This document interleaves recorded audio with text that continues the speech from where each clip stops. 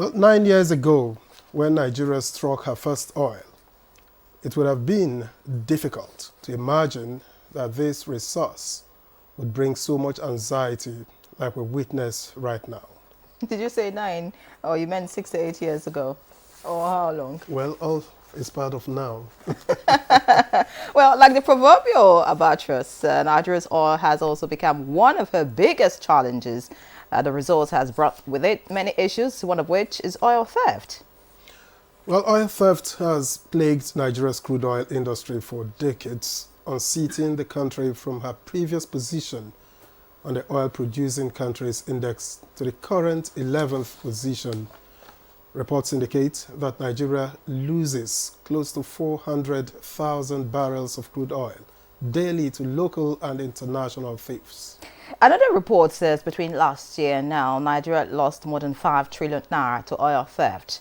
I'm sure you'd recall the televised 2.5-mile-long pipeline built by oil thieves in Delta State. Now the situation has become so serious that the armed forces stepped in to help. For instance, not too long ago, the Nigerian army destroyed 27 illegal oil refineries and confiscated stolen crude oil in several raids in the Niger Delta. The Army's Joint Task Force South-South Operation Delta Safe has also made several seizures and arrests. The Army also helped in setting up a monitoring team to help the Nigerian National Petroleum Corporation Company Limited, crack down on oil theft. Other security agencies, including the Nigerian Navy and the Nigerian Security and Civil Defense Corps, are also in the game. And so how much more can Nigeria do to further address the challenge of oil theft? What roles should oil-producing communities play to end the staggering level of oil theft in the country? We have guests joining us shortly to speak on these issues. We will also be hoping that the guests will come on board with recommendations on how to make the situation better, if you may say. Right. Welcome to Good Morning Nigeria. I am Victor Azu. Rest assured, Victor, all the answers will be provided by a very well-researched guest. All right. I'm Ian Ray John. You're live on the network service of the NTA. The program is Good Morning Nigeria.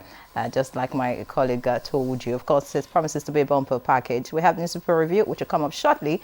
But for now, let's hear the latest in the news. And Frama Pine has got that. Frama, good morning to you. Good morning, Area. Good morning, Victor. Good morning, Nigerians. Here is the morning news. President Bola Tinubu departed Abuja for Paris on Monday aboard the newly acquired Airbus A330, which has replaced the 19-year-old Boeing B737-700 BBJ purchased during the presidency of Olusegun Obasanjo.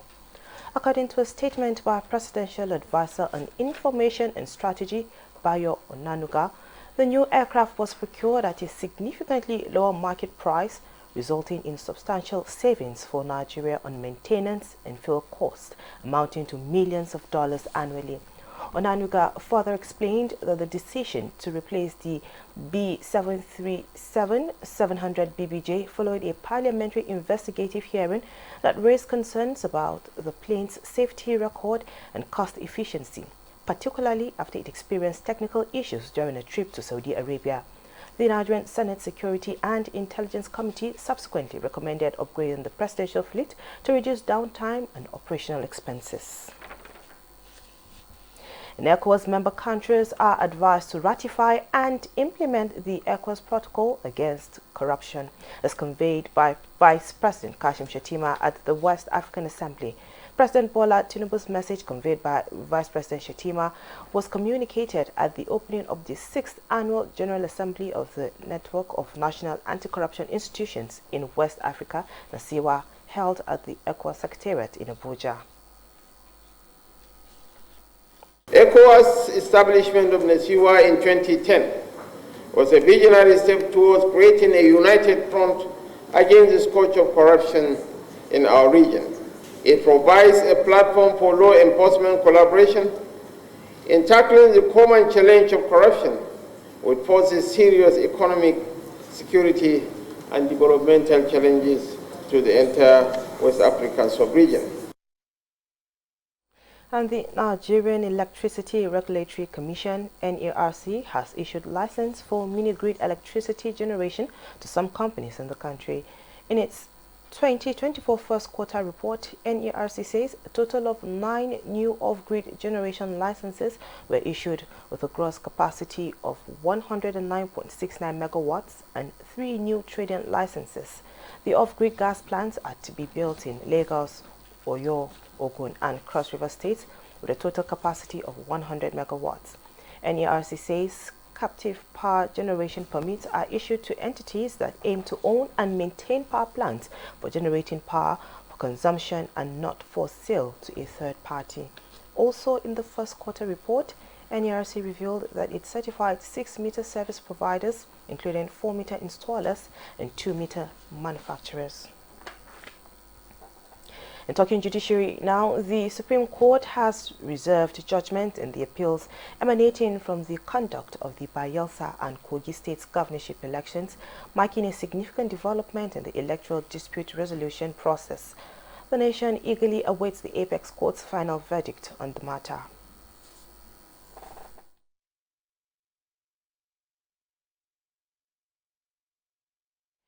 And that's the news for now. Good morning, Nigeria continues with Yenri and Victor after this break.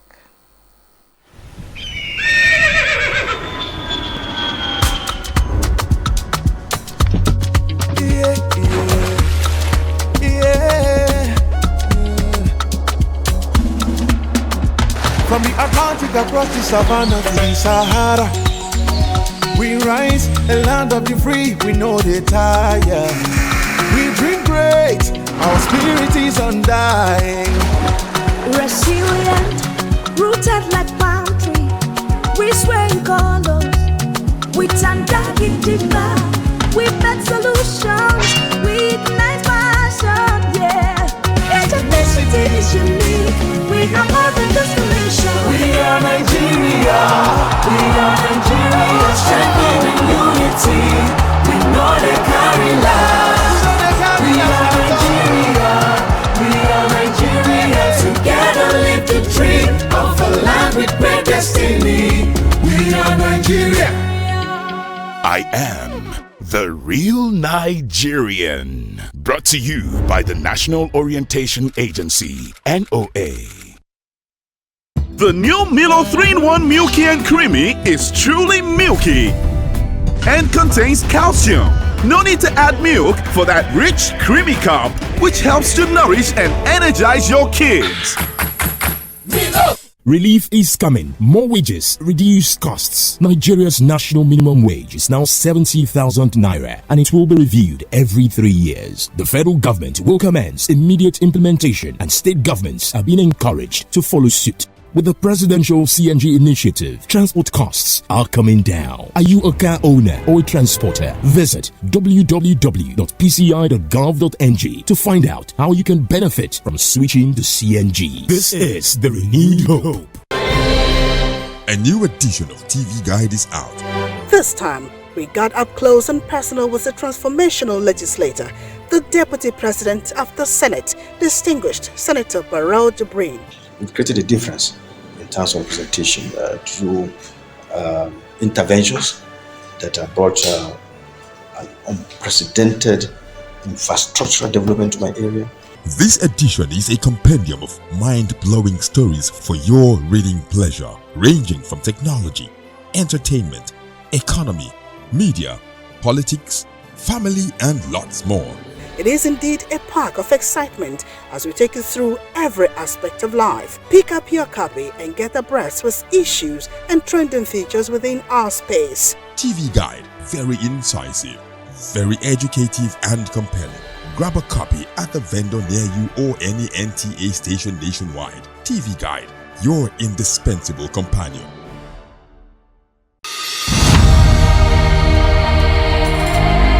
You have to move from the point where you protect and defend your religion to a point where you also recognize the rights of the other person, of the other religion, and protect it. So if I am protecting my own territory and my own people, and trying to emphasize their rights and protect their rights, I should also be thinking about how to protect the rights of the others. Both Islam and Christianity recognize and defer to God, and both recognize the temporariness of the life of this world, and that ultimately we all go back to God for the day of reckoning, when everybody will render an account of his life on this temporary abode.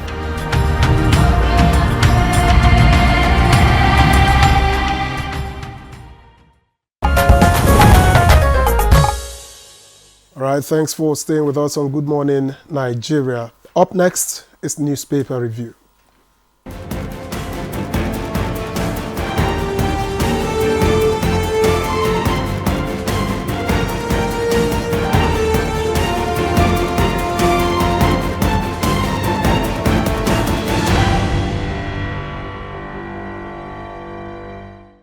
Chukwudi Okoli-Ugbaja is right here with us. Chukwudi, good morning to you. Hello, good morning. How are you today? Could be better. Victor, good morning. Good morning. Just running through the paper before me, and it's the blueprint, which leads with the major story. Nigerian government to ECOWAS, $88.6 billion annual illicit financial flow accounts for poor Africa's infrastructure. Let me take that again. Nigeria government to ECOWAS, $88.6 billion annual illicit financial flow accounts for poor Africa's infrastructure. And it has two riders. Tinubu wants ECOWAS protocol ratified, implemented. Abuja becomes Nasiwa's permanent headquarters. All right. And just below that story, relief as crude oil sales to Dangote, others in Naira begins October 1. NNPCL posts 3.3 trillion Naira net profit, declares 2.1 trillion Naira dividend 2023. Interesting. And just below the nameplate of the blueprint, Tinubu sacks Arabi, appoints Professor Usman new NACON chair. That story is on page 6. And business, Naira struggles as dollar index hits lowest since January. That story is on page 23. And in sports, Rangers coach Ilechukwu Boso tipped to assist new Super Eagles gaffer. And that story is on page 32, even though we don't know the new gaffer yet. Yeah, Ray. All right, let's see what the New Telegraph has this morning. It leads with 5 years after appeal court to hear ex-CGN Onorgan suit challenging his removal from office today. That's on page 4. Beside the picture story, we have stigmatization reason persons with TB avoid treatment. That's according to experts. Oyo APC chair Omodewu dies in USA. Late soldiers tension a strip swoop on Okwama over wanted President General orders. Details of that on page 26. Above the lead story on the New Telegraph this morning, we have that Tinubu urges ECOWAS countries to ratify, implement anti-corruption protocol. Edo Guba, INEC begins PVC distribution on Thursday. Details of that on page 26. Of course, countdown to September 21 election in Edo State. And police summon Najero over alleged terrorism financing. Others. Details on pages 4 and 29. And there's this report here that says fuel subsidy to hit 6.884 trillion naira by year end. So many questions. Subsidy still on or not? Riders, Tinubu approves use of NNPC Limited's 2023 dividend for subsidy. Interesting. Federal government to begin crude oil sale in Naira to Dangote refinery. Orders October 1.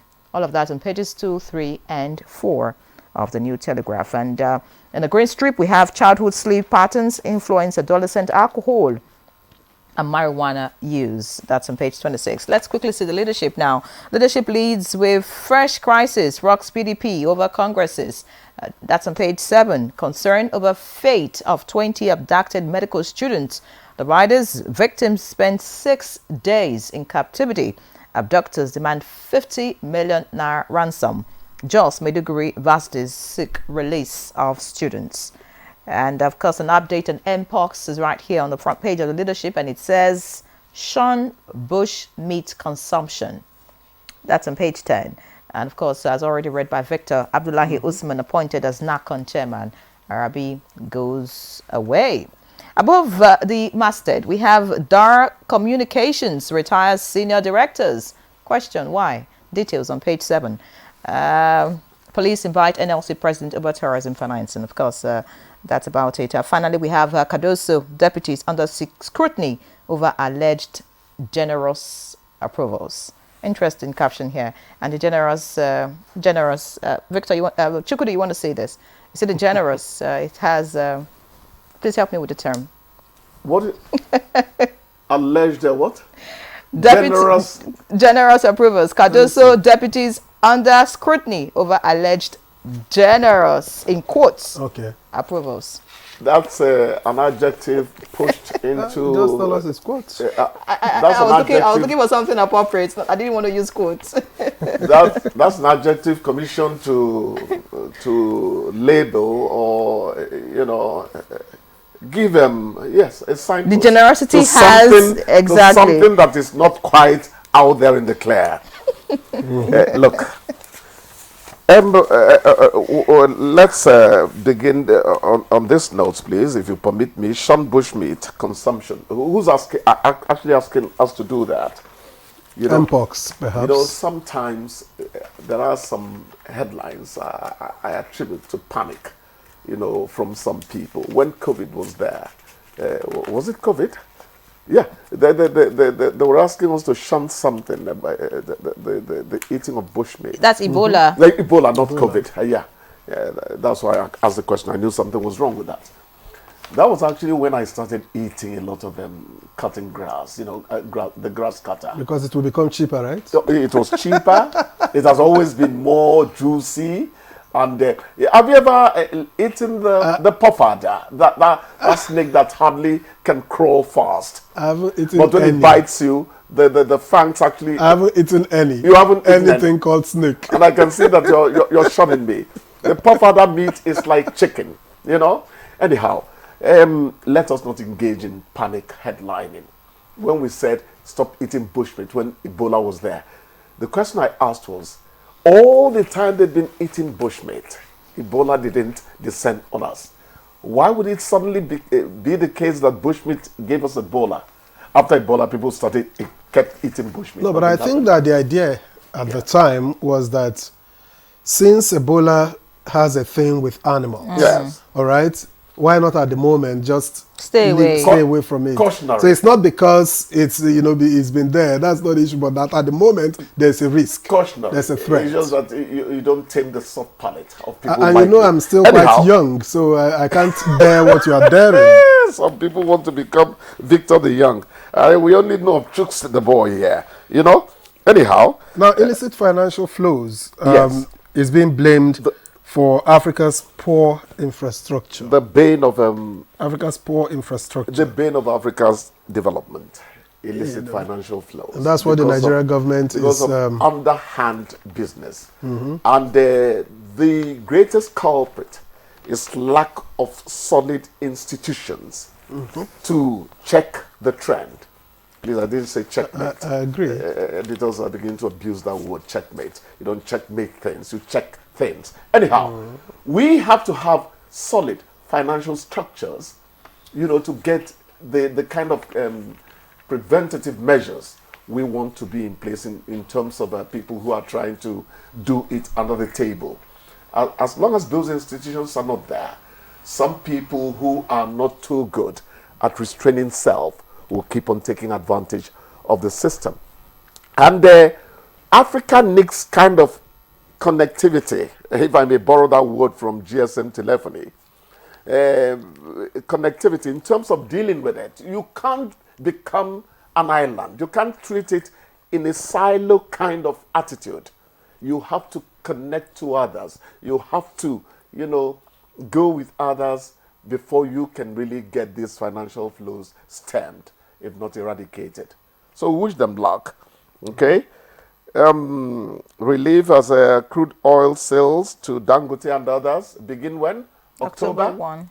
What I am listening out to here is Dangote's man, coming out just as he did before AGO came out, was rolled out. I'm listening out to hear him say that when petrol does come out as well, the PMS, it is also going to have a price reduction that AGO experienced. Remember, AGO was hitting 1,900. It dropped to 1,200, which is quite appreciable. I pray that happens to petrol. It should happen to petrol. Otherwise, people like Victor, people like Enyere, Chukudi would ask, landing cost is no longer there. So why would there not be a price differential compared to what was being freighted to Nigeria after refining? Besides landing costs, does it mean the subsidy will eventually go? Because, well, the report this morning here says fuel subsidy to hit 6.884 trillion naira by year end. So it means subsidy is still with us. Did it come from NNPCL? Did it come from Ajurin Gelale? Did it come from Bayo Nanuga? There's a writer to that story. Okay. Tinubu approves use of NNPC Limited's 2023 dividend for subsidy. Their dividend? Yes, which NNPCL, stated yesterday. They actually came out to say how much they had made profit, for the year 2023. And the directive is that money should be used for subsidy. So the question, in some quarters is, do we still have subsidy with us? Fuel subsidy with us? I'm not going to comment on that. I hate to comment on things that I don't have solid background information. Neither will I. We will look at that later. But I remember saying all this talk about subsidy still being there, none of it ever came from a government spokesman. So I kept asking, who is trying to cry more than the bereaved? Worried people tell you, which one can they take Panadol for another man headache now? But it depends then on who the bereaved is here. It depends on who the bereaved is. Okay. Anyways, all eyes on the appeal court today. The case, filed by the ex-CGN on Oregon will be heard today. So, 5 years after, what would the verdict be, and what will be the implication of the verdict, just in case it's in favor of Onogen? Yes, his lead counsel, Adeboyega Awomolo's son, is Awomolo. You see, Africa is Africa. Tone. Without tone, Africa has no language. Okay, very good. He's asking the appellate court to quash his conviction primarily on ground of want of jurisdiction bias and absence of fair hearing. The good thing about democracy is that you are in a position to speak up, even when the presidency perceivably does something you think does not quite favor you or favor your patch of this earth. So all we can say is let fair hearing happen, let him have his day in court, and at the end of the day the men in wig are going to tell what actually is the outcome of that case. We wish him luck. I think what this serves to achieve basically is to clear his name. Oh, well. Because I'm sure now he's past the age of being CJ, and so the conflict of whether he should be reinstated wouldn't arise. It's just to clear his name for posterity. Of course, nobody wants a blemish. And let's look at education. There's a warning strike, 21-day warning strike notice, which has been issued by ASU. And, it's the pact implementation face-off on that one. And then another labor issue at the moment is the fact that the police is inviting the NLC president for terrorism financing. What's your take on this? Both issues. Let's start with the last one. The police inviting the NLC president for terrorism financing. No problem. And then you want to link that with the raid that happened at the NLC headquarters? Fine. No problem. They may be connected. They may not be connected. You see, the problem with these stories like this one, is that they tend to come from a background that has not given you enough information to say which way the cat really jumps. So it's a story you watch play out, except if some guys with their nose on the ground, real news hounds, the journalists we knew of old, go investigating and certain things get revealed. Otherwise, you just watch as it plays out. You understand? We still don't know who raided the office. Or have you read up something suggesting it? But the police is now inviting the NLC over allegations of terrorism financing. That's why I said a matter like but this. But it's okay. Of course. Details. Things are always okay. Things are always okay. You can be invited for anything. Just make sure you have a stout defense of your position if you know you've not done what is being alleged. It's as simple as that. And Chukwudi, I missed two stories here that I think we should have a glimpse of. MTN, others get permits to generate electricity. Okay. That's on page 23. Is that one of the off-grade? I think there are about 9 of them. And finally, NIMET forecasts 3-day rains from Monday, page 6. Monday yesterday or from next week? No, it should be from next week because this is today's paper. 3-day rain? Well, it said 3-day rains from Monday. On Monday. No, I haven't seen actually. Actually, to know whether it's from yesterday. We had the rains.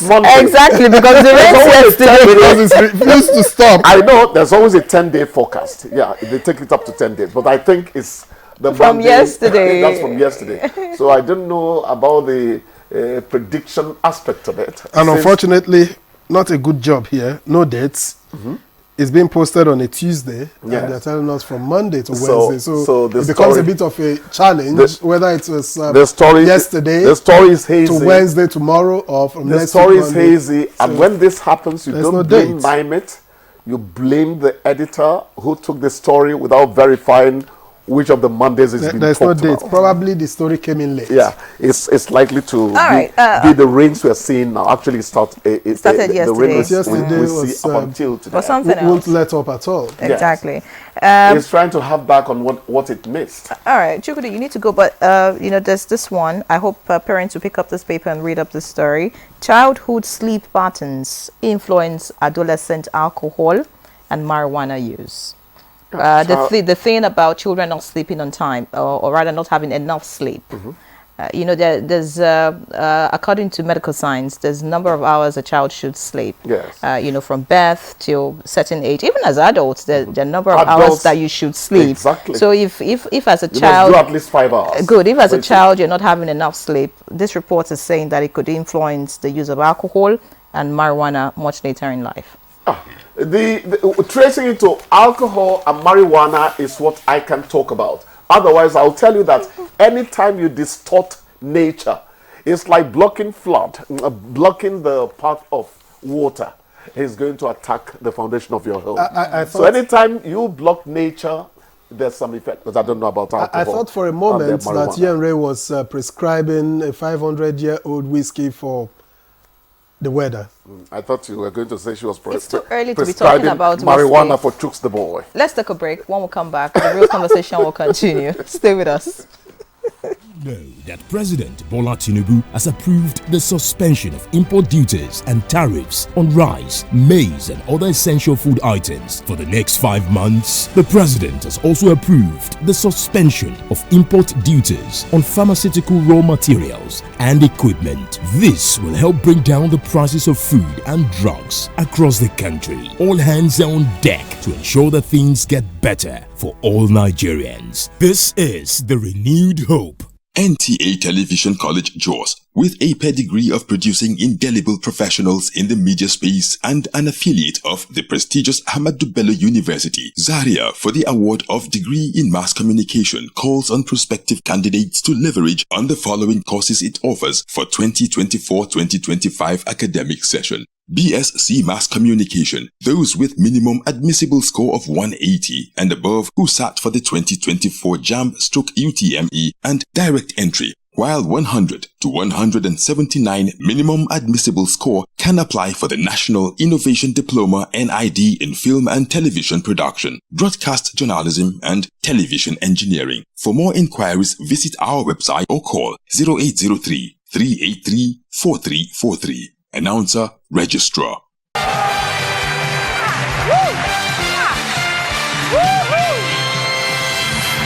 Can you smell the 5 million naira? Yeah, we can. Can you smell the 5 million naira? Yeah. Name something that might be a deal breaker for you in a romantic relationship. Trust. Cheating. I would say small D. Mommy, are you shy? It can see. We are coping. Oluwa Seun. No pressure. Pressure to what? No pressure, no pressure. 2 strikes. No pressure. Name a way most people get over their ex. Crying. Crying. Something says.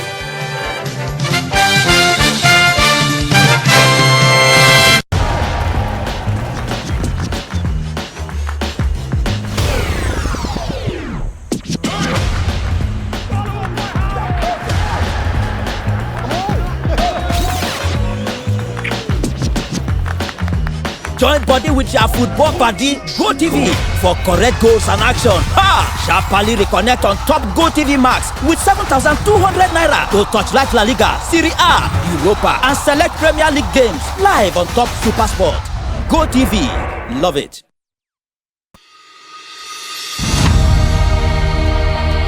Nigeria means a lot to me. And Nigeria means peaceful cohesion. My country. We continue to pray, and then hopefully we will come to understand that unity of purpose, unity of living together. Our ethnic beliefs and background and culture is our strength. Ever since the amalgamation period of 1914 to date, about 109 years ago, the people of Nigeria live very peacefully with one another. I think diversity helps a lot to enhance robust development in Nigeria. All over the country, you have so many ethnic groups, over 250. That is enough to tell you that this is a blessed country, and that God has kept together as one indivisible entity.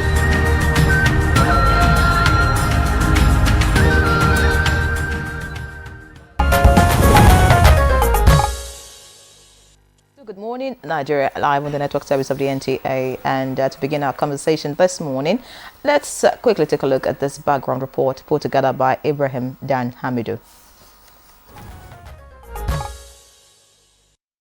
Nigeria's economy is heavily dependent on crude oil, accounting for over 70% of its revenue and nearly 90% of its foreign exchange earnings. However, widespread oil theft in the country's oil-producing regions is significantly eroding the nation's income, resulting in substantial losses to the national treasury. The serious challenge of oil theft in the country accounts for an estimated loss of billions of dollars annually. This illicit activity not only drains the country's economic resources, but also poses serious threats to environmental safety and national security. Experts in the oil sector say the issue of oil theft has deep roots in Nigeria, with organized crime syndicates often responsible for siphoning crude oil from pipelines, leading to significant financial losses for the government and multinational oil corporations. The experts estimated that Nigeria loses over 200,000 barrels of crude oil daily to this illegal trade, translating to a staggering revenue loss that undermines the nation's economic stability. The implications of oil theft extend beyond financial loss. The environmental impact is profound. Oil spills from illegal tapping can lead to devastating consequences for the ecosystem, affecting agriculture, fishing communities, and public health in the surrounding areas. In response to this growing crisis, the federal government has initiated several measures to combat oil theft. Enhanced surveillance and monitoring pipelines through advanced technology such as drones and tactical air command strikes, coupled with providing support to ground forces against oil thieves and bunkerers. have all been introduced to detect and prevent illegal tapping activities.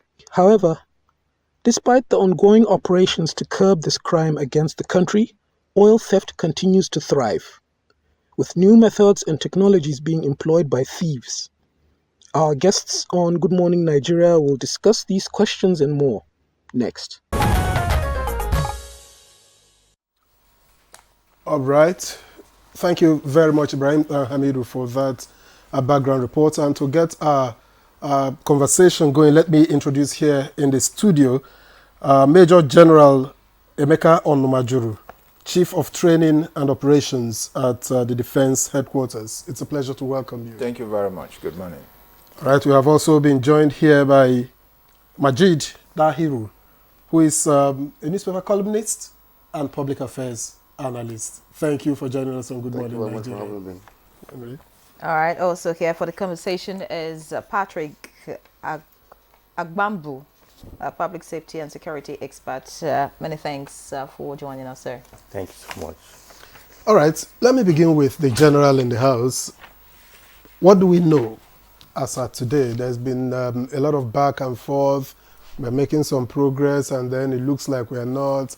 What do we know at the moment about crude oil theft and the battle to retrieve Nigeria's oil wealth from oil thieves?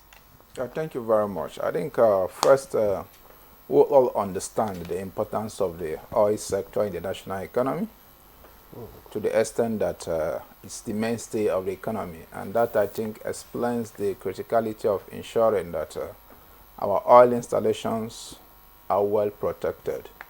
You're correct, crude oil theft is ongoing, but I want to believe that it's a problem that has been there for a very long time.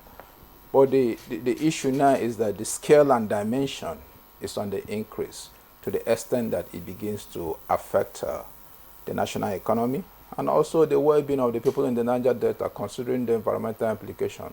But much is being done as of today to ensure that this stops. And I can rightly confirm that the level of crude oil theft now is very low, because for the past 3 months there has been a gradual increase in the daily production rate. I'm sure NNPC will be able to give the data, but there is a sustained increase because of ongoing operations to ensure that the key pipelines, say Trans-Niger Pipeline, Trans-Ramos Pipeline, Trans-Escavos Pipeline, are all safe. I wouldn't say that the problem is we're out of the woods. We're not out of the woods. We are still there, but progress is being made. What has become of the 2.5, the infamous 2.5, is it 2.5 miles pipeline? When you talk about 2.5 miles pipeline, that is the main pipeline now. No, the one that is used to siphon oil. You see, the siphoning oil comes from various dimensions. You have those that break the pipelines, you have those that attack the pipeline wellheads, you have those that even go onshore to steal crude oils. So it comes in different dimensions. But the important thing is that the key pipelines, the Trans-Niger Pipeline, is where most of this activity is being done, because all the other pipelines feeds into the Trans-Niger Pipeline. And for some time now, that has been the focus. Keep the Trans-Niger Pipeline safe. Once that is safe, then the amount of theft will be reduced, and that is what is happening. Major General, from your experience, being a part of this operation, trying to safeguard our natural resource, what would you say is responsible, for crude oil theft? And then, would you say that, these thieves are being aided? Yeah, I think it's first is sheer criminality by organized criminal groups, with a lot of ecosystem made up of those with the technical know-how to break these pipes and connect, transporters that move these pipes, even those that sell. It's a huge criminal ecosystem. Now, when you look at it, those that are involved to the products, illegal refined products, they go far and wide in this country. Some of them up to Lagos area, you have them being sold. So that is the ecosystem we are dealing with. But the reasons why it is difficult to tackle, first is the terrain. the terrain is very challenging. Swampy, high dense areas, forested. So even when you know something is happening, it still takes a little bit of having that capability to reach there. Apart from the terrain, even the local knowledge. The oil bunkers have the local knowledge of the terrain, where these pipelines are. So it sort of makes it easier for them to be able to perpetrate their crimes. I wouldn't say communities are involved, but there are some elements of community support, some communities, in the sense that maybe the communities don't volunteer information on what is happening within their community where these pipelines pass. That's also another factor that makes it quite difficult. And the proceed, wherever you have a criminal network that the proceed is high, that in itself is an incentive. Now, look at it against the laws. The laws are also not stringent enough. So that level of deterrence, knowing that if I'm caught doing this, I might end up in jail for 15 years, it's not there. So even when arrests are made, people are given a slap on the wrist. So in itself, it doesn't deter people from going into this level of criminality. So we still need to look at the laws. Even the infrastructures, the pipelines, some of them are very old, been there since 60s. They also need to be upgraded. The technology to monitor the pipelines are not yet there. Metering is just of recent, about 2 or 3 weeks ago, they commenced metering. So we also need to meter these points to be able to know what actually do we produce, what do we sell. If nothing else, it helps you to build a bigger database on what is happening. So that metering that has been ordered by Mr. President, I think it's in order, and it will be part of the solutions to addressing this issue. Now, issues of oil wellheads, those that are not being used for whatever reason, what is the security regime around it? Are they properly protected to the extent that people, unauthorized people, do not have access to them? So we also need to look at that. Fiscalization. Some personnel of the Nigerian Navy have been trained for fiscalization. The essence is for them to be able to be deployed to these terminals, but that have not been done. Now they are doing some form of refresher training to enable them to deploy to those terminals. If that is done too, it will improve the entire accountability in the process, and maybe we'll begin to have much more. But talking about accountability and more solutions, do you ever think Nigeria would get there? Like you rightly stated at the beginning, that crude oil theft has been on for a very long time. And there's, in some quarters, it has been discussed that maybe the high and mighty are involved in this, because from what you've said, it's a huge network. And we know that ordinary Nigerians cannot be involved in such, kind of activity. So when I talked about being aided, you mentioned the community, but do you think that the reason why it's not going down, despite the efforts of security operatives and even the government, could be that there are some interests? Well, I want to believe that the various programs being introduced to address this issue will ultimately positively impact on issues of accountability. I just talked about metering, for instance. It's like you're selling something, you cannot exactly say what quantity am I producing. What quantity am I selling from point A or point B? So when you have metering, it brings much more accountability. When you have this fiscalization that involves maybe the armed forces personnel, it also gives you much more accountability. On our own part, we've been able to introduce a joint monitoring team among all the security agencies that have been deployed in the Niger Delta. The idea is for them to also monitor our own personnel. What are they doing? Are they being professional in whatever they do? We've also deployed a Joint Intelligence Fusion Center, also made up of the entire security agencies, to be able to understand how this criminal network operates, be able to provide actionable intelligence that will allow the troops to move. So when you add all these pieces together, you will see that they are all meant to improve that accountability process. All right. Thank you very much, General. Let's keep you on hold at the moment. I understand that CSC Babawale Afolabi, who is National Public Relations Officer of the NSCDC, has joined us. Mr. Afolabi, thank you very much for joining us on Good Morning Nigeria. Thank you. Good morning. Thanks for having me this morning. Now, let me just engage you straight up. The NSCDC has a mandate to protect, public assets. And I ask, why is it that it has been difficult through the years to protect the nation's pipelines from crude oil thieves? Thank you very much, presenter. Well, like we all know that the Nigeria Security and Civil Defense Corps, we have a defined and well-spelled statutory mandate, that is protection of critical national assets and infrastructure, which includes protection of pipelines, protection of electrical power installations, protection of telecommunication gadgets, and amongst others. But tackling the issue of the day, that is tackling the crude oil theft in Nigeria. First, I want us to know that the Nigeria Security and Civil Defense Corps, under the leadership of our visionary and highly resourceful Commandant General Dr. Hamid Abubakar Howdy, MNI, he has mapped out formidable strategies in combating crude oil theft in our nation. And in all the 36 states of the Federation, we have a command, and we have a squad called the Anti-Vandal Squad, and they are highly trained and fully armed to combat menace of pipeline vandalism.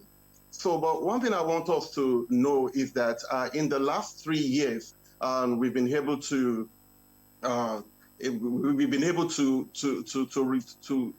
arrest and destroy about 500 illegal bunkering sites and refineries. We dismantled everything. And apart from that, about 1,250 suspects, suspected oil theft, and their sponsors were being prosecuted as well, arrested and prosecuted. So we are doing and trying our best at the Nigeria Security and Civil Defense Corps. And aside that, the Commandant General, in his own wisdom, have to come up with another squad. They call them the CG Special Intelligence Squad. And this squad have been doing wonderfully well in order to wage war against the oil theft and other economic sabotage. But some of the difficulties we are seeing, we are having is the area of synergy, and actually we've been doing wonderfully well, but we still have to do more.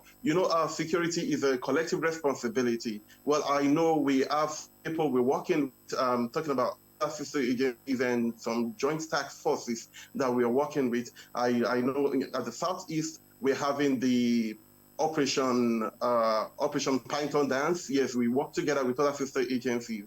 And I remember in Niger Delta, we're having the Operation Niger Sieve and some other people that we're working with. This thing, just like what the General has said, that it has been on for so many years. And what we are doing gradually is to just try and copy with the other sister agencies. And with what we are doing now, we can see this thing is now on a minimum page, and I believe very soon this thing will be a thing of the past. And also, we've been working more on our intelligence. Someone once stated, and I quote, that the distance between problem and solution is intelligence. Even before the Nigeria Security and Civil Defense Corps, before we start carrying rifle, we've been, the work of our intelligence officers, can be overemphasized. So what we are doing now is trying to work more with the host community, especially the people in the area where we are having crude oil theft. And we noticed that these people, they are working in collaboration with the people carrying out this nefarious act. And the issue we're having with them is that they're not, working well with us. At the Nigeria Security and Civil Defense Corps, we have a cliche that is, when you say something, you say something. These people, they are not ghosts. And we security operatives, we are not miracle workers. We feed on information, so they don't give us prompt information.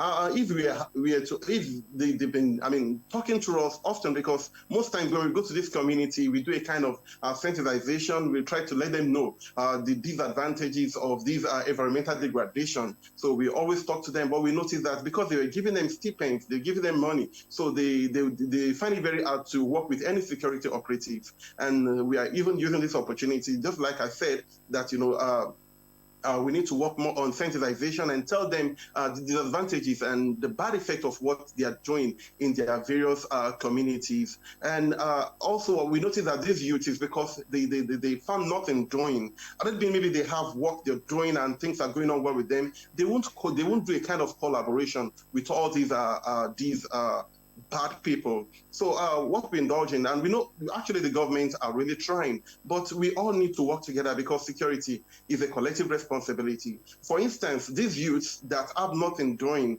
if the government can create a kind of stipend for them, maybe something they are having every month, they will just, they won't be able to, they won't try to involve themselves in this nefarious act. For instance, in the Europe, there's this group, they have this potential, they can sing, but they didn't have job. But the government is giving them stipends. And I remember the government is giving them £40 monthly. And with that £40, they were able to use it judiciously to the extent that the name of the group is UB40, which means unemployed benefit with £40.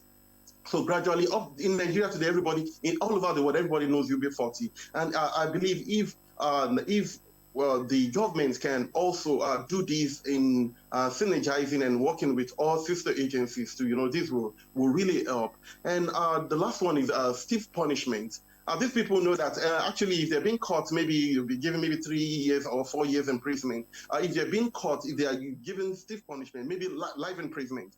All right, stringent punishment, what you're advocating. Of course, the Major General already mentioned that, that the laws are also too weak when it comes to crude oil theft. Thank you very much, Babawale Afolabi, CSA. We'll get back to you, but let's come back to the studio now and hear from Patrick Agwambu, a public safety and security expert. Listening to the Major General and, of course, the CSA, Afolabi talk about information, that they need information to function.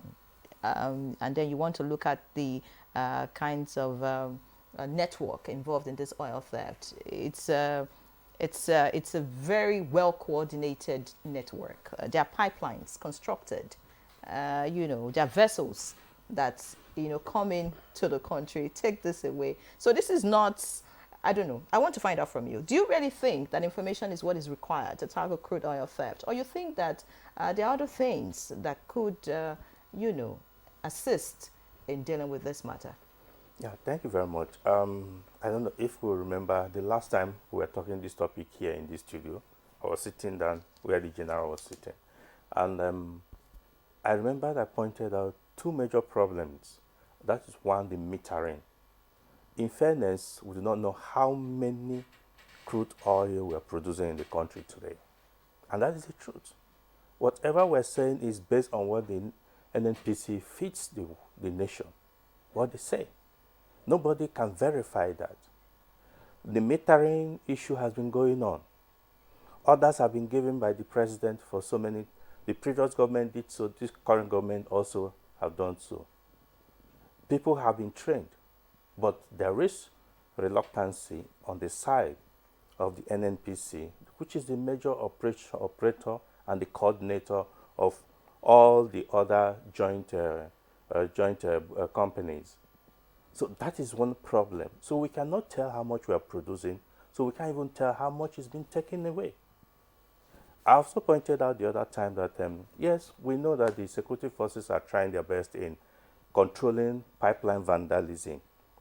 But what is the significant number of that is being stolen through the busting of the pipelines compared to what is being lifted from the terminals? Vessels. Where the vessels come, a vessel can come with a permission to lift about 10,000 liters. And it's coming with the ship itself, the vessel has a capacity of 100,000 and it's been loaded. Who confirms how many is being loaded in that vessel? That brings to the issue about physicalization that the general has also pointed out. We need to call a spade a spade. We need to be able to address this issue. There are many instances where a vessel that has a permit, yes, they come with permits, they come with approval. But who can confirm to Nigerians what is being loaded? We need to have an alternative source of confirmation so that transparency can be recorded. Some have also accused the security agencies of complicity in all of this. Are they there? Because like you said, it is not the ones that you tap with maybe hose and little pipes that is the issue. Yeah. It is the ones that are lifted. So is it easy to move things of that magnitude on our territorial waters without relevant security agencies knowing about it? Okay, for instance, we have had instances. I always have presence in the Niger Delta area to confirm what we're saying. For instance, there have been so many vessels that have been arrested, and they will flash approval. Now, what is the capacity to find out, to compare what the approval says and what is the content? In some cases where the security agencies have found some discrepancies, they have also chased after these vessels. We have cases here, at least Nigeria has set an example in Africa that once there was a case that was successfully prosecuted. Again, political interferences pleaded for out-of-court settlement. But it's on record in Nigeria here. So we need to be able to get this issue done, no matter what the security forces are doing. Yes, they have contracted private security companies to guide the pipelines. How well is that being done?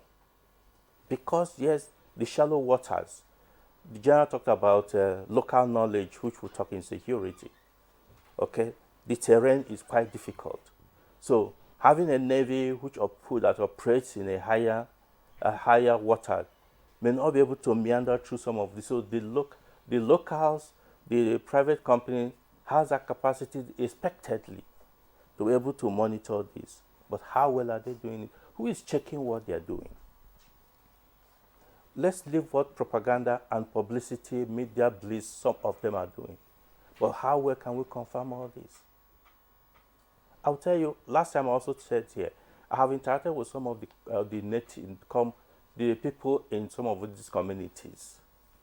And I believe that government till now have not done much in terms of buying these communities to understand that this is our commonwealth. That is why they can aid and support whoever is coming to do whatever illegal business in those places. They see that this is our crude oil. About a week ago, somebody from that community was telling me, oh, we're talking about arresting people who are being caught with oil vandalism. It's our oil, Niger Delta oil. Minerals that are found in the north is only for them. But the ones in the south is for the public, for everybody. There's need for serious sensitization for the people to understand and buy this. Without this, they won't be able to provide that actionable intelligence that the general talked about. The information we're talking about will not come, so that we'll be able to check even those smaller thieves, I could say. But the bigger thieves are there because they have international markets. Are the bigger thieves not known? Of course, they are known. By who? Of course, they are known because it's international syndicates. There are countries that rely on stolen crude oils from Nigeria because it's cheaper for them. Of course. There are countries, some of our neighboring countries. So who are those who make it possible? Now, this is where, in Nigeria today, is one of the things I would say we have a lot of, there's no need for new, some people talk about strategies and all that. We have existing strategy for the security operatives. We have the West African surveillance system, which the Nigerian Navy are aware of. You can assess what is happening in the water. You can trigger off other water lines, and that is through the process that some of these ships are being arrested. But what I'm saying now is, when they flash some of these documents, when you intercept them, when they flash it, what do? You interrogate. You interrogate. And the process of movement, there are so many of them, and yet the political will is where we political need to check. will. Thank you very much for that point, Agambu. Let's find out from G. Did I hear what he thinks about this? This is huge. We need to talk about this seriously. 437,000 barrels of crude oil per day is lost due to theft, vandalism, and other criminal activities. This is massive, and it's a daily occurrence. And like the Major General has said, it's been on for years. In your own view, Mr. Agambu has talked about the fact that we have small thieves and big thieves. Maybe the small thieves are being caught once in a while. But what is the issue, with dealing with the major thieves, in this country? Why can't we put a halt to this, criminal element once and for all? What do you think the challenge is? Okay, there are many challenges when you talk about oil theft in the Niger Delta and other oil producing communities. But I think the good thing is the Nigerian state is beginning to overcome these challenges. The recent charge by the president to the chief of defense staff to the effect that he should coordinate all other sister security agencies to make sure that they bring a final halt, a final stop to oil theft in the Niger Delta seems to be yielding results. And so sometimes, yes, the challenges have been highlighted, the issues are out there, but in the past few weeks and months, we've seen a significant improvement in the quantity of crude oil that is produced and recovered, to the extent that I think in the month of June, the NUPRC reported that there was not a single case of oil theft in the entire country. And that is because of the effort of the armed forces, other sister security agencies, and of course the NNPC, that is like the backbone of Nigeria's oil and gas industry and infrastructure. I say this because there are gains we've recorded. Right now, oil production has increased from less than 1.3 million barrels per day to over 1.6 million barrels per day. And in fact, according to information available to some of us, the latest figure must be as high as 1.8 million barrels per day. And so they are steadily approaching their benchmark of 2.5 million barrels per day target. So, of course, apart from oil theft, you also need more investment to produce crude. But in areas of mitigating against oil theft, I think a lot is being done now. So my focus will be what is being done rightly and how it should be sustained. For example, the concern about metering and monitoring is one that I think that the NNPC itself has been able to substantially overcome, because they've acquired capabilities through their recently established command and control center. We are able to monitor the entire network of pipelines in the Niger Delta along the three corridors of East, West, and Central. The entire network of pipelines are monitored 24 hours of every day through consistent surveillance. There is nothing that is happening today along the entire network of our pipelines that is not monitored from the command and control center, for where they escalate breaches to the armed forces. And the report we also get is that the armed forces have been very up in their game, because whereas the Navy patrol the waterways to ensure that anybody who has stolen crude does not get away with it into the international waters, the Air Force carry out, flying missions across hotspots that have been identified to take out illegal activities, and it is ongoing, while ground forces move in to destroy illegal refineries and aid the restoration of breaches or the recovery of, violations of the pipeline. So far, of the 6,000 violations on our pipelines that aids oil theft, more than 5,000 have been recovered under the cover of the security of the armed forces by NNPC and its technical personnel. So this is where we are today. And that is because the political will appears to have finally, it's now forthcoming, because the president has said, look, I want to see the end of this problem. And I think that if this current effort is sustained, we might be talking about a post-oil theft era in Nigeria within the foreseeable future. So there's been improvement, and it's important we say this. But you are talking about monitoring pipelines here and there. Yes. I think here, everybody seems to agree that the major theft is done with vessels. Okay, let me explain that. Let me explain that. You can't steal crude oil through lifting of crude from the legal terminal. It's not possible. There's no documentation they can present. Let me tell you how crude oil is stolen. You see, you have a vast network of pipelines. So imagine 6,000 bridges on those pipelines. It will yield substantial amount of crude that are taken into local barges, and then they are sailed towards the sea, from where it is now bunkered into illegal vessels that are now loading. Now the problem is this: these illegal vessels, they usually turn off their navigational system because they know that they're illegal. They operate under the cover of darkness. And well, it will not be quite right to reveal the tactics that the armed forces are now using to detect vessels that their navigational systems are turned off. But you'd be right to tell us what the results are. The result is that you have seen an upsurge in oil production from less than 1.3 to 1.8 million barrels per day, with zero reports of oil theft in the months of June and July, according to the NUPRC. This is where we are. Now, I listened to also the issue of community support. Yes, it is important. And this is where we need to focus on the political leadership of the oil-producing states. You see, the level of misery, hunger, and poverty in the Niger Delta communities is unbearable and is unfair. And it's an opportunity for us to call on the governors of these states to please utilize the 13% revenue they're getting from this same resource to better the lives of the people, to the extent that they will now see that they have a stake in this infrastructure that gives them their daily bread.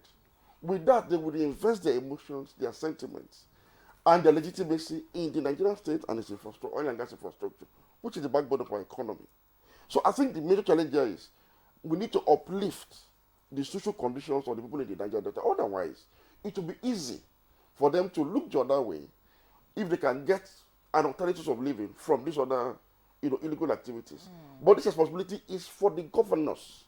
If you look at the allocation from crude oil revenues, it is humongous going to this state. The people need to feel the impact of this revenue coming from their God-given endowment.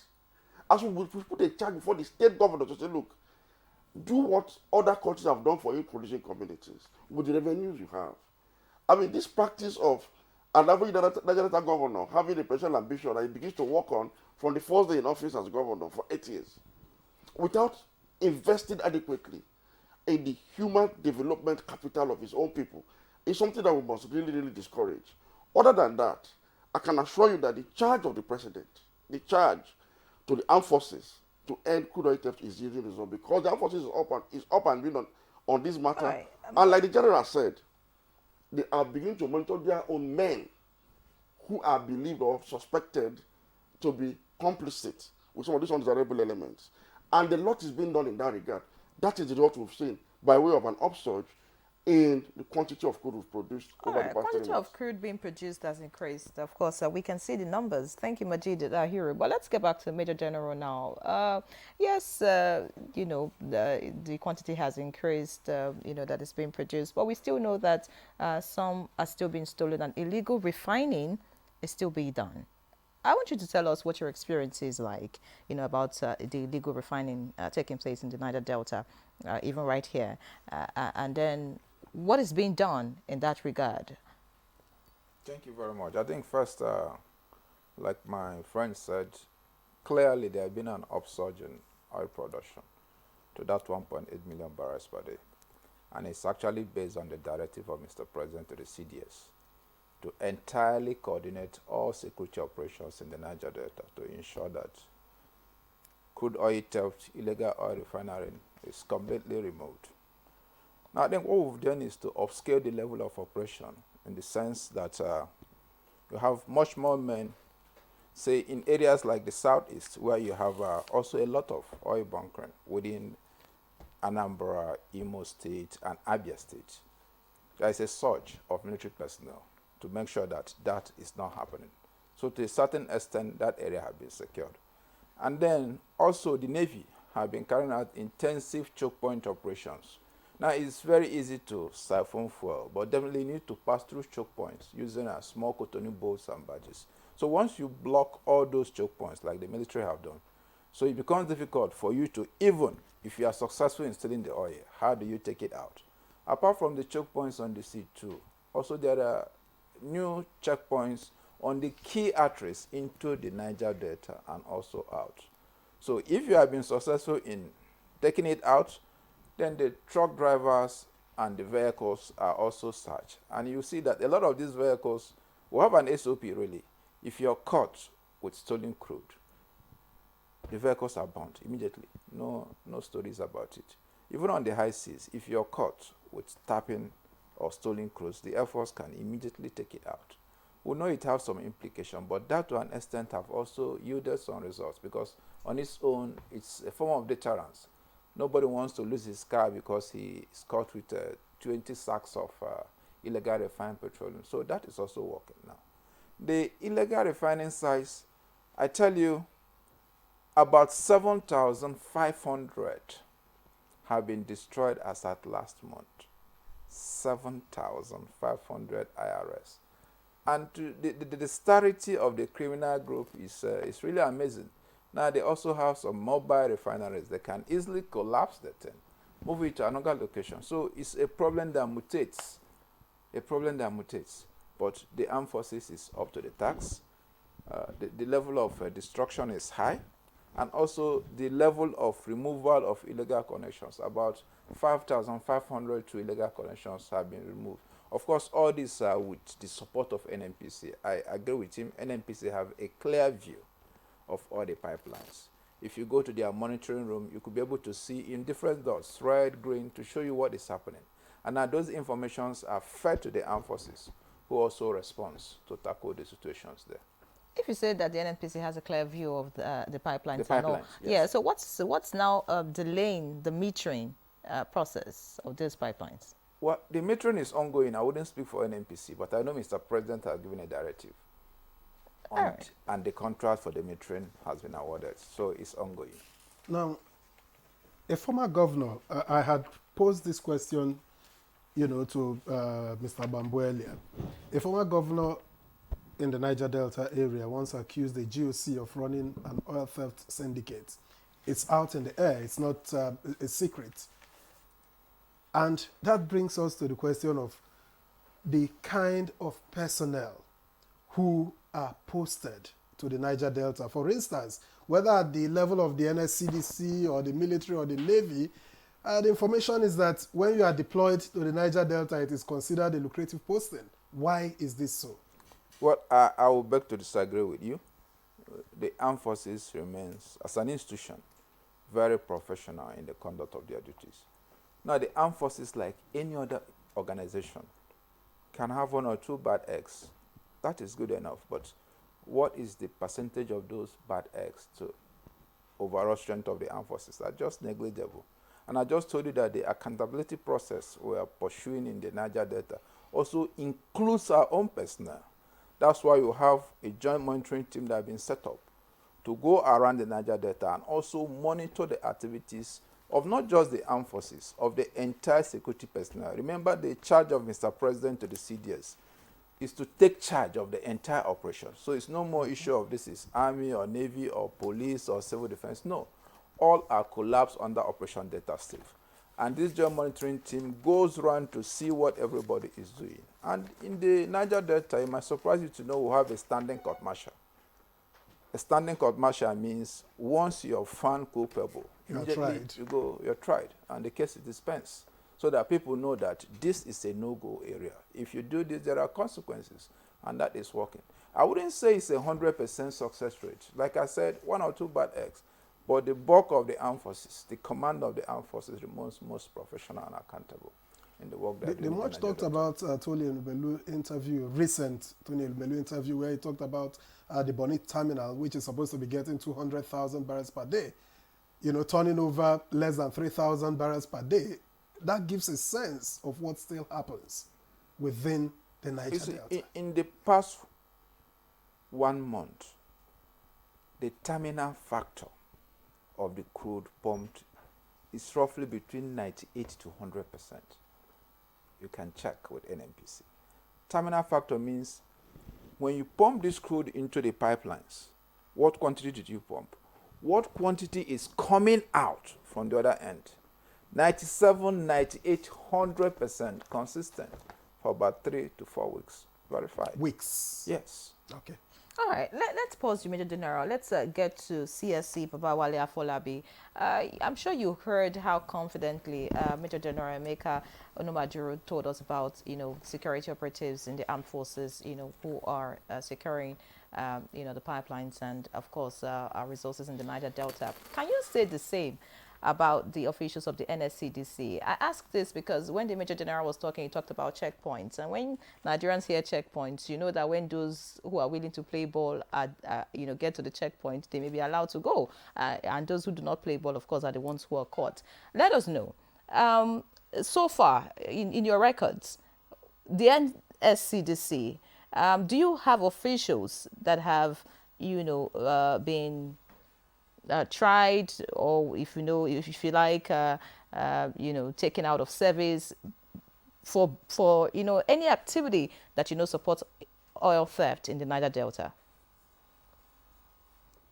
Definitely. Out of every 12 disciples, there will always be a Judas. So we have.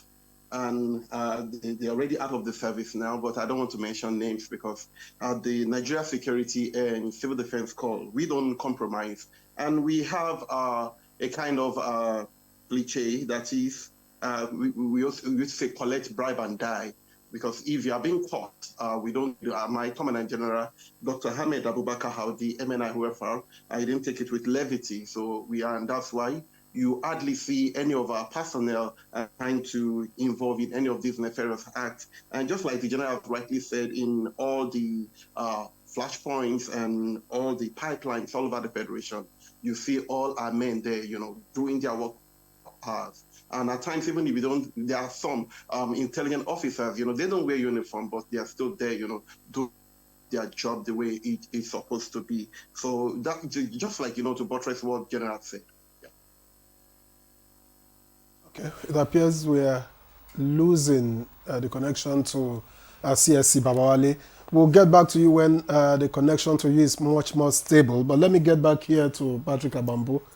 Do you agree with the position of Mr.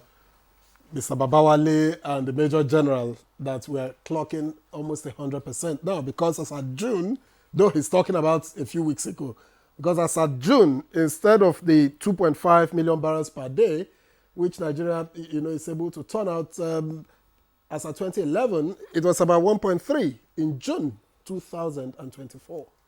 Yeah, thank you. I know that the armed forces are doing their very best, and you can't take that away from them.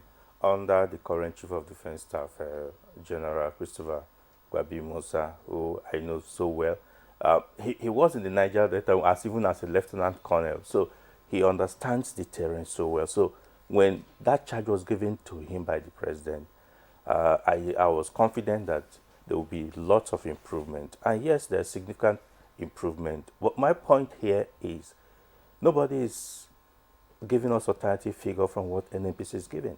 Okay. Indeed, because you can all over the world for you to be transparent. There must be transparency in figures. That is the point. Yes, NNPC is trying. They can monitor. They can monitor it. They have a yes. I know about the center. But is there a way to check NNPC itself? Yes, that is what I'm talking about.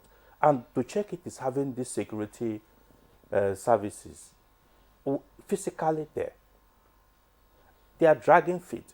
Just a few days ago, the NUPA ROC actually did a refresher call, which the general talked about. For years, some of the naval officers have been trained, but they were not accepted to be deployed.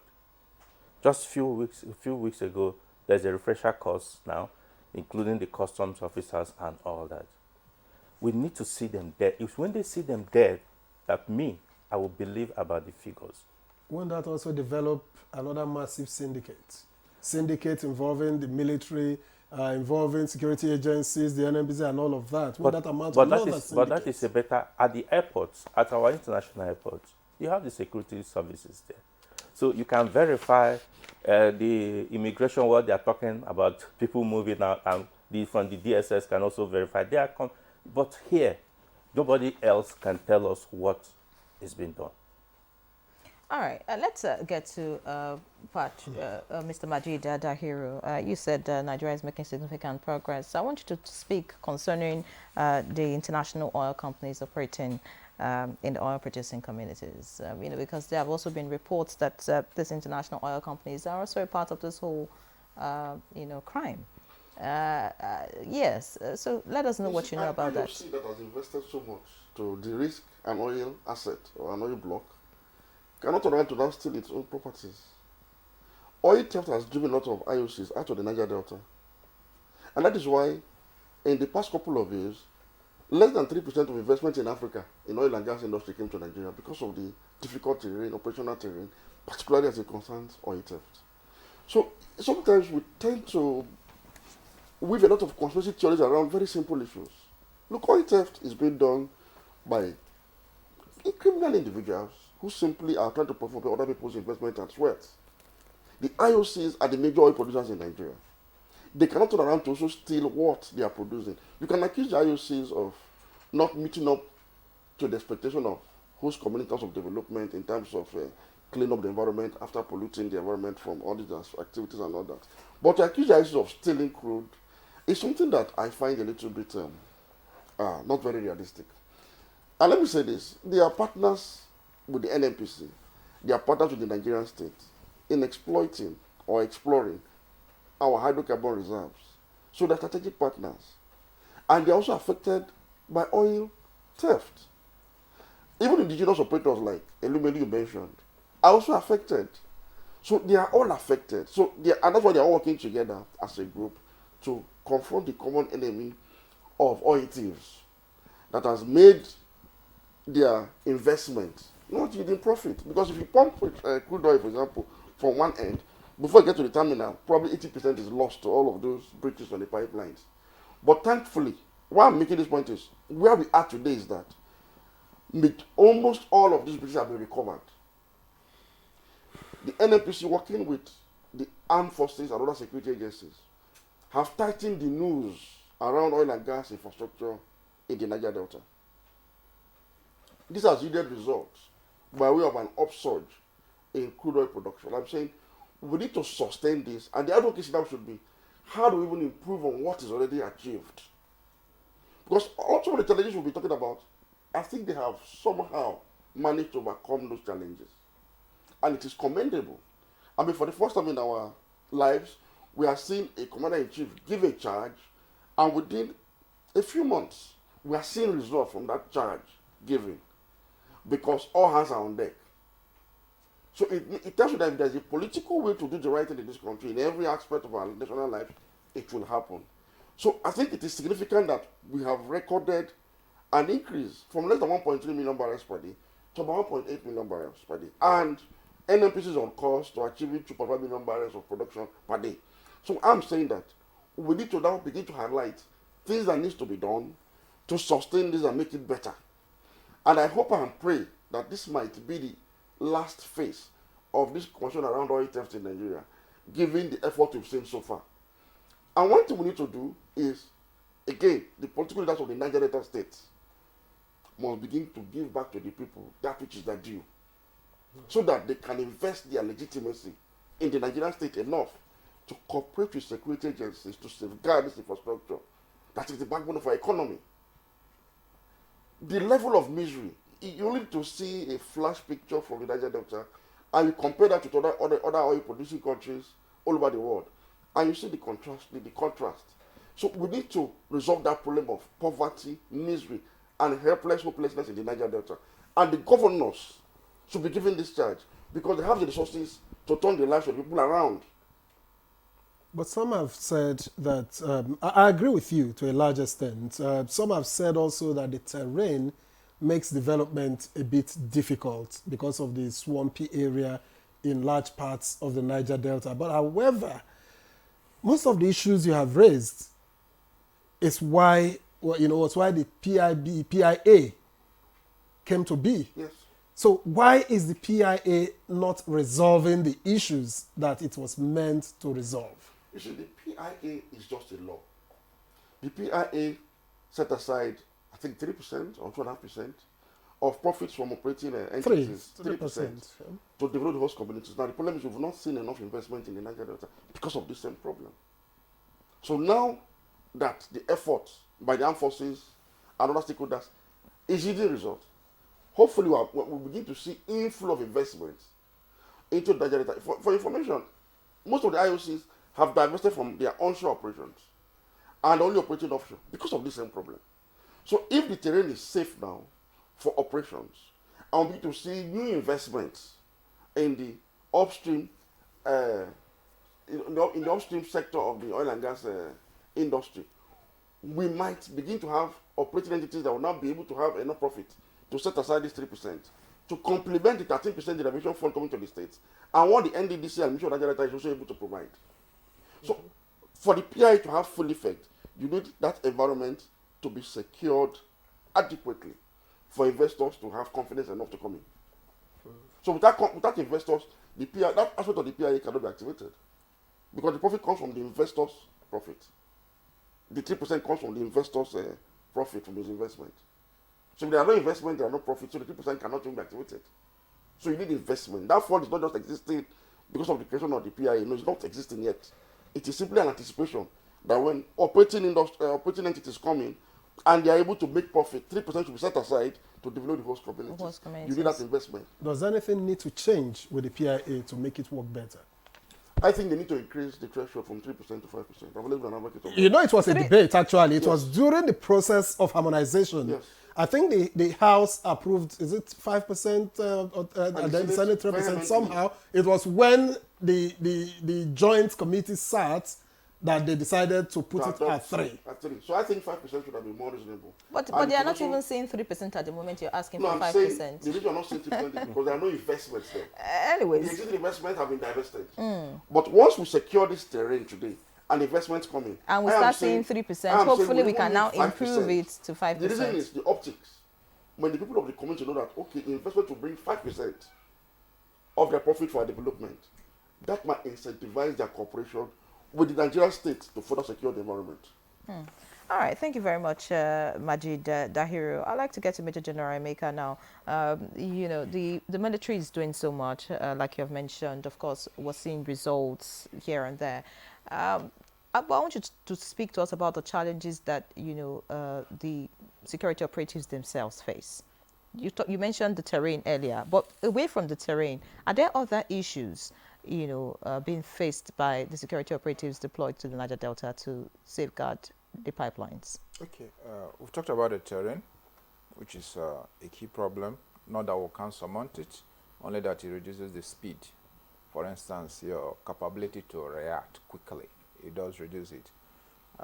Community relations is a key part of it. It's a challenge. There's no how you can clearly address oil theft in the Niger Delta without getting the community on side. So I think the level of community engagement will need to be scaled up. And like he said, it's not just community engagement, also works two ways. You engage to get the buy-in, but they should also see more. They are seeing, maybe see more of the benefits of these resources. The government have done a lot. NDDC is there, 13% reservation is there. We need to see those things translate to rural development, translate to socio-economic developments in the Niger Delta. That will also help the armed forces because now you have the community on site. They can easily report information. They can easily tell you what is happening. They can actually ward away people who wants to destroy pipelines in their domain. So we want to see more of community engagement.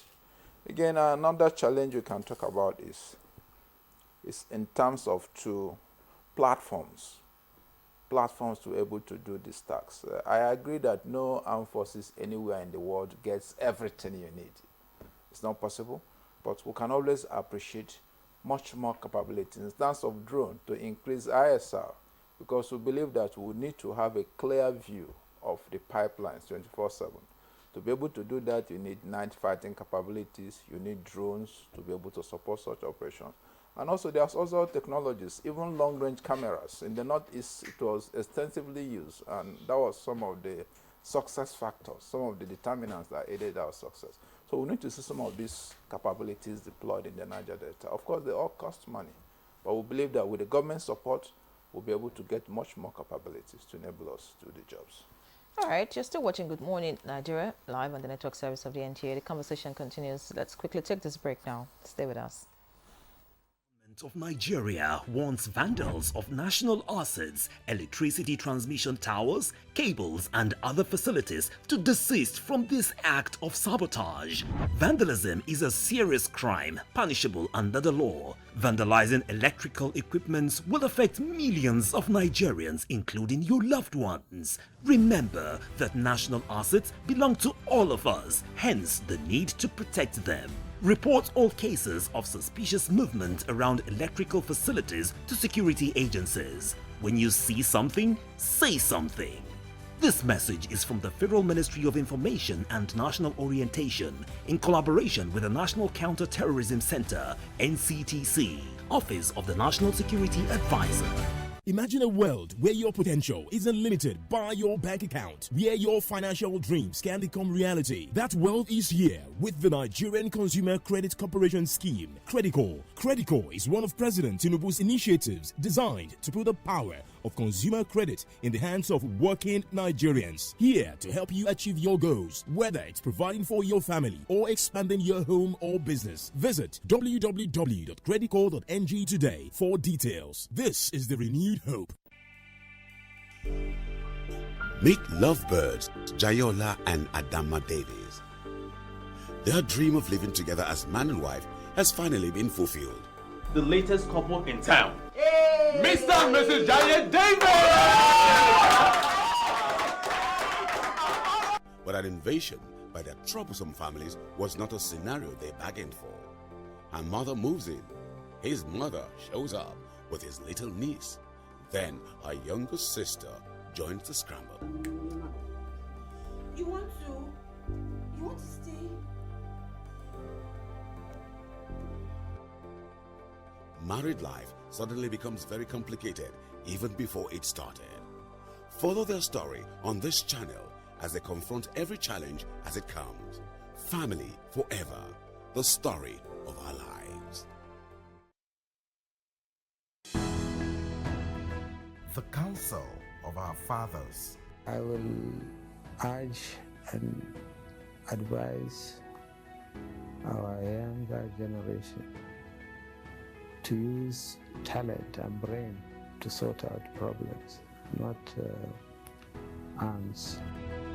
Nigerian youths, let's build our nation together.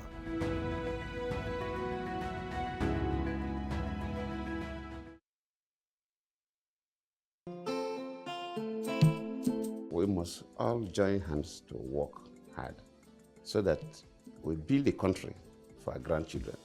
My hope is that we develop as a nation where every citizen is given his due right. There is transparency, honesty, and integrity. Put the interests of this country first and foremost. Interest of Nigeria is being one nation, one people. The need, if I mean, to put things right, things that have gone wrong before, to try and put right, for this, for the love of country.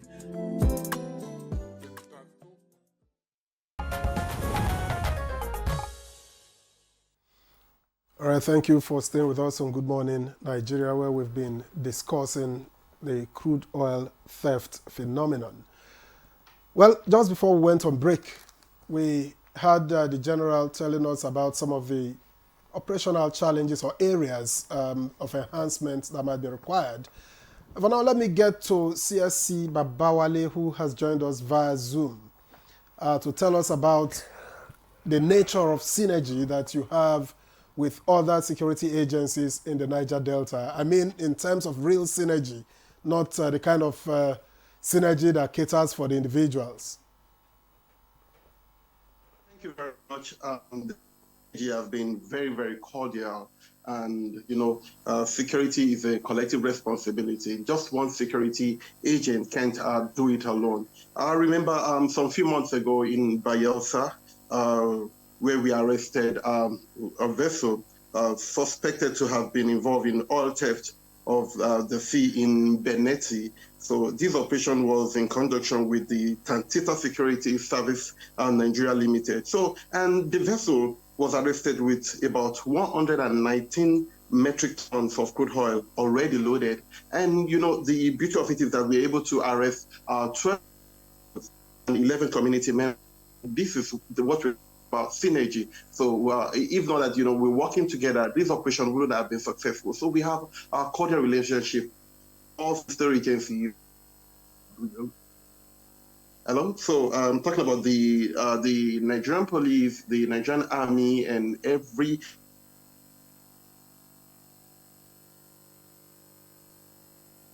security operatives. We're working together about crude oil theft in Nigeria. Yeah. All right.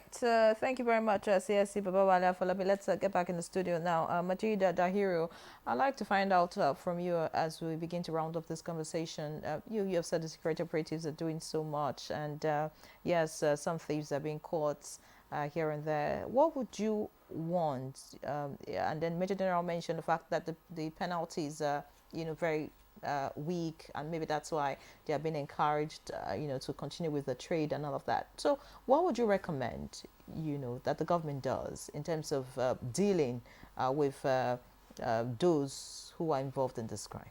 Oil theft should be declared a treasonable offense that should be punishable by, if not death, but life imprisonment. And we need to create special courts to try expeditiously offenders in this regard. It's very important, because if you know what oil theft has done to Nigeria, between 2009 and 2020, Nigeria lost over 600 million barrels of crude oil to oil thieves. The value of that loss was put at about $45 billion by Haiti. Imagine what $45 billion would have done for this country. And so, for a crime that has existential economic impact on the Nigerian state, I don't think it should be treated with kid gloves anymore.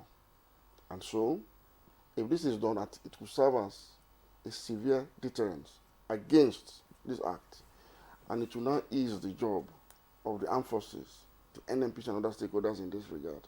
So I think we need to make more stringent laws against oil theft in Nigeria. Now, the people at the National Assembly have continued to talk about this as well. But I'm surprised that no one has taken it up as a challenge to sponsor a bill to that effect. Who should do that now? Should it be the NNPC? Should it be the security agencies? Should it be an executive bill to say, look, let's make it stiffer, the penalties for those who engage in oil theft? It should be an executive bill. Especially now that we have a president with the political will enough to give this marching order to the armed forces to say, put an end to oil theft. I think it will help that marching order if he sends an executive bill to the National Assembly to the effect that this should make a treasonable offense with capital punishment as the consequence. Yeah, I'd like to also, you know, put the same question to Patrick Angabo. You spoke earlier, you talked about lack of political will. Is it about just giving marching orders to the security operatives to go after these thieves when we know that the big thieves cannot be caught by the security operatives? What would you want to see done differently in dealing with this challenge? Yeah, it's good thing that our president is the chairman of ECOWAS Commission, and that he can use his power to be able to engage other countries that provides routes and support to some of all these ships that pass through their areas. That is one of the things that will help, because if all other countries will cooperate with Nigeria, then it will reduce. Then there won't be free movement of these. But because of the benefits some of these countries get, he needs to be able to use his clout as an international, as a man who has experience, who has that will, goodwill, to be able to get that. I also think that we're talking about development in the Niger Delta. It's part of the political will that has to be. He talked about getting the governors to work, and they need to work. My point here is that sometimes when policies are made, thank God that we have a man as the Chief of Defense Staff who are able to implement what the order given by the President. Some other agencies, are they carrying it out as it should be? You know, when you give marching order, how well are the people who are supposed to interpret it? Then talking about prosecution, there are so many people that have been arrested. What is happening with them? Who has the prosecutory powers to prosecute these people? That is the issue. The security forces, the armed forces do not have the power. We have either the EFCC or the Civil Defense Corps. What are the working together, the synergy with the judiciary to talk about even the little punishment or the consequences that comes with it? How well is it being meted out? You know, before we start talking about the increase in the punishment, there are so many that has not been done. When people know that there's consequences for their actions, then they'll be deterred from doing it. But when people believe that I can do this and find a way around it to get free or delay, then it is free. When they go to court, they are granted bail and they are out there again, going to do the same business, because the judiciary is also not doing what they should do on time as it should be. All right, thank you very much, Patrick Abambo. Let me get back to General Onumajoro. You spoke about some operational inadequacies earlier. Do you have, I'm just wondering, do you have choppers, for instance, in the area? Because if you talk about not being able to react as quickly as you would have wanted to, I'm just thinking, I'm not a military person, but if you had a chopper above and then maybe you have, you know, some men, you have some boots on the ground, will that help? Yes, we do have the Air Force. We have the Air Force. We have both fixed wing and rotary. Yes, they're involved. Is it coordinated in such a way that real time, when you have, you know, boots on the ground, you have the Air Force, you have the Navy at the same time? Because if you have such synergy from both land, air, and sea, it shouldn't be such a big deal, really. The synergy is there. Remember that the operations in the Niger Delta is under Operation Delta Safe. And the way it's organized, you have the component commands, the maritime, the land, and the air, and all work in synergy. What I'm saying is you can always benefit from additional resources. Not that the capabilities are not there. The capabilities are there. It's the capabilities that have gotten us to the level we are today. Can be better. Yes, but you cannot say no to additional capabilities. So the capabilities are there. The Air Force, you need to see some of the clips of the amount of work they are doing there. So the Air Force is on ground, and we have a lot of helicopters. We do have. All right. Even the Army just procured some helicopters about 3 or 6 months back. So we do have platforms. Okay, so CRC Baba Wale, I hope you're there. If your connection is okay, I'd like you to also point out what the challenges are for the NSCDC and what you would want to see done differently, you know, by the government in solving this challenge. We need tools to work with, most especially, you know, drones, in order to do surveillance, you know, and this will really help us. And at the same time, we need more personnel, you understand? So we need more personnel.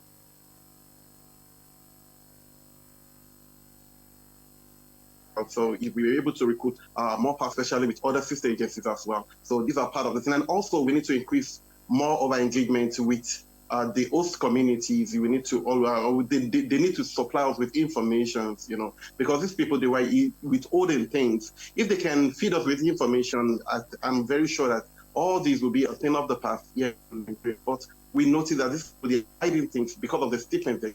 So if the host communities can come out to tell us what's going on, we'll be able to fish out all these bad eggs and these oil thieves out there. Thank you very much. All right. Thank you very much, CSC Babawala Falabi.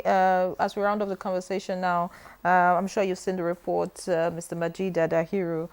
Some experts say that, you know, the the challenge of oil theft is, mostly the responsibility of government, inability to do the needful at the right time and all of that. So I want you to speak to government now. Of course, yes, we know that the president has, asked the security operatives to go do the needful.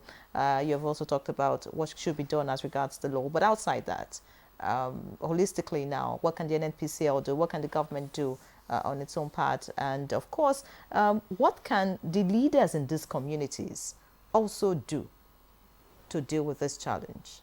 On the part of the federal government, it is to enhance the capabilities of the armed forces and other security agencies to be able to sustain what they are doing and improve upon what they are already doing in the Niger Delta within the larger framework of national security. So we need to see more investment in platforms and equipment. And if you ask me, welfare of officers and men of the armed forces and other sister security agencies too, so that they can be well motivated to do their job. Now, on the part of the state government, again, I go back to the issue of good governance. Governors of the Niger Delta must begin to deliver good governance in tangible terms.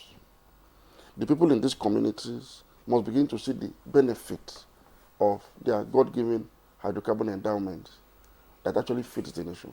Until such a time comes, you cannot get information from the communities, you cannot get their cooperation. And so we need to put this charge out there.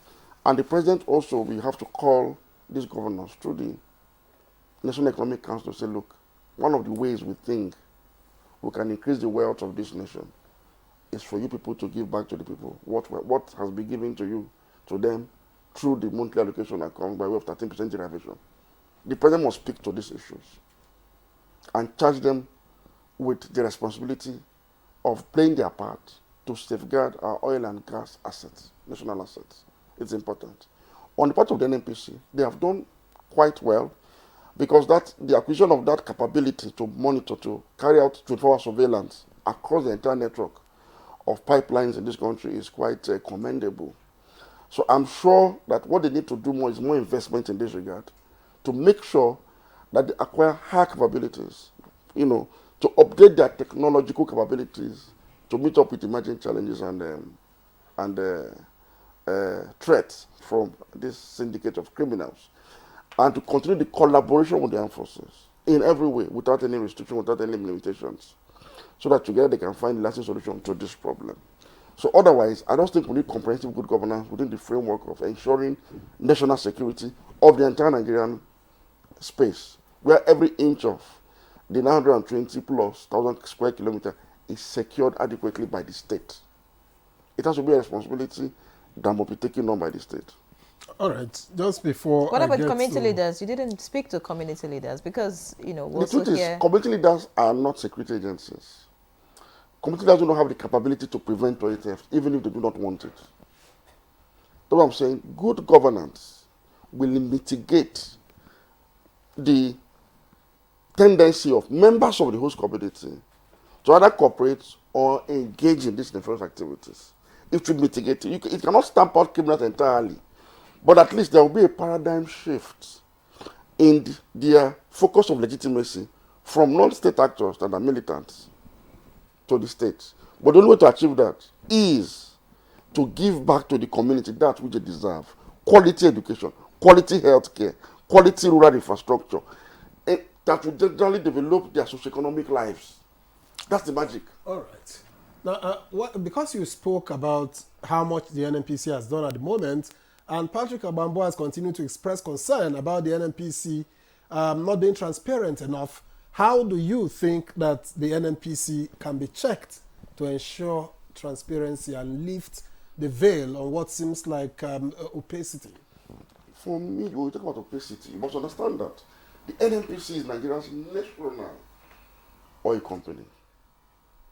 NNPC is the entity that bakes the cake, the national cake that we all share every So month. they shouldn't be transparent? No, what I'm saying is the nature of NNPC as an oil, as a national oil company makes it tied to the control of the political leadership of Nigeria. So however you want NNPC to become, you must direct that demand to the president and commander-in-chief, who incidentally is also the petroleum minister of Nigeria. So NNPC on its own is not a self-autonomous entity. it's under the control of the federal government. The federal government owns NNPC, and by extension, the Nigerian people. So the operations of NNPC is also streamlined and subject to national security as dictated by the presidency and the presidency of this country. What I'm asking is this. How do you think that besides NNPC telling us that we have 1 barrel per day, we have 2 barrels per day, we have 3 barrels per day, is how do we devise a strategy to also be able for some other, authority, some other entities to be able to say, okay, NNPC said it's 3 barrels. Yes, I can see it is 3 barrels truly. There are a number of entities, CSOs, that have the capabilities. And access? Of course. That's not it. NNPC itself does not really drill out of the oil. The IOCs do more of the drilling, more of the production. So the IOCs have their information. OPEC have their information. The Ministry of Petroleum have their information. NAITI have their data about the extractive industry in Nigeria. As given them by the NNPC? No. They have independent rules of verifying. Because NNPC itself is not the custodian of oil production in Nigeria. That is a good thing. They do it in collaboration with other operating entities, the IOCs on one hand and the indigenous operators. So all you need to do is to go to the indigenous operators and say, what did you produce this month? Go to the IOCs and say, can we see the data of what you produced this month, if you are interested? But I think there's an impression that people have about the complicity of NNPC in oil theft and why this question keeps coming up. And I say it simply. If NNPC or its officials are complicit in oil theft, Nigeria will not hear of the phenomenon of oil theft at all, because NNPC will simply underdeclare having stolen the others. The fact that NNPC is at the forefront of the campaign and advocacy against oil theft is just common sense. It tells you that, look, it's affecting them, it's affecting their revenues. But sometimes, sometimes when something is stolen and then you raise alarm, it's just so that they don't look your way. The level of investment that NNPC has done to contain oil theft, they will not need to go to that extent, because you won't even know that it is oil theft.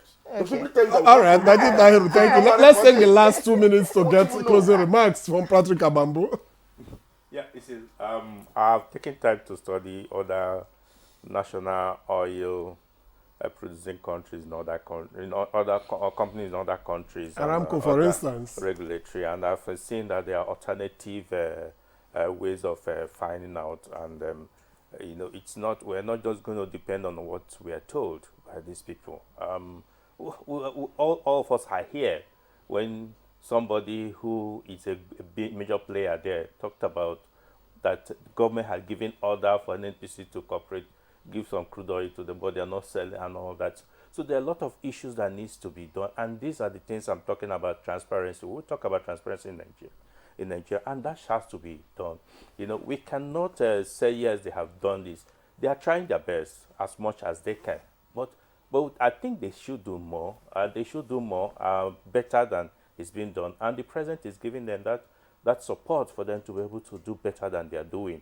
They don't have any reason not to be able to cooperate with security agencies. Mine is that allow the security agencies that have been approved and been trained to also give us the figures physically there, because it's only what you tell them that they can tell us. All right, thank you, Patrick Agambo. Major General Emeka Onumajiro, your last words as we round up this conversation. I think my last word is to reconfirm that the armed forces remains committed and ready to execute Mr. President's charge to eradicate illegal oil bunkering, crude oil theft, refinery in the Niger Delta. So we are committed to that task. We made appreciable progress. I will continue to make sure that we work towards ensuring that the extent of the mandate is fully executed. We only ask for support of Nigerians, support of the communities to make sure that this job is done and done in good time. Thank you. All right.